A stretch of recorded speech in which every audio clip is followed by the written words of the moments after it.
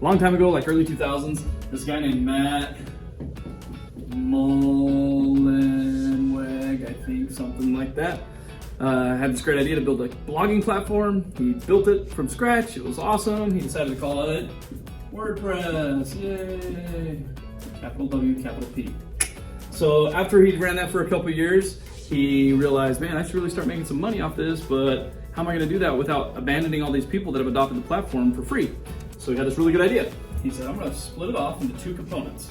One of them will be free, installable, any host, you know, all these good things, configurable, I mean, all kinds of good stuff. And the other one, he said, I'll control all that. I'll sell it as a SaaS software, and I'll allow for premium upgrades and premium options, and it'll be great. Premium. I'll handle the URLs for people. I'll make it easier to use. Quote, quote, easier to use. Picture this as much more like a Squarespace style site.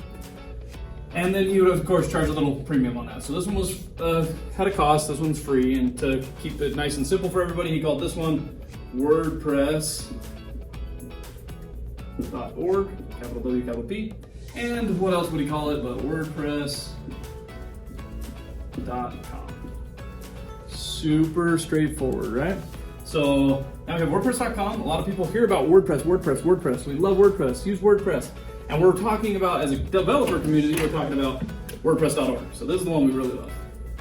WordPress.com, while great, is the arch nemesis, because this one is what people get confused about. They go to Google and they type in WordPress, WordPress.com signs up, they sign up for the site, think they're getting this awesome thing, and lo and behold, it is a SaaS platform that they have to use now, and they're kind of married to it. You can separate from it, but it's kind of a pain in the butt. So WordPress.org is the customizable one that we love as developers. We can do so many great things on it. WordPress.com, while great, isn't so great because it locks in the customers and doesn't allow them to customize the site as much as possible. So when you first set up this arrangement, 20+% of the web is now powered by WordPress.org, which is an awesome number. So what ends up happening for Matt is his developers keep working on WordPress.org, they contribute to the platform overall, and then they contribute down and get to use that same software into the WordPress.com. Now granted, WordPress.com, or actually it's owned by a company called Automat with two T's, Automatic.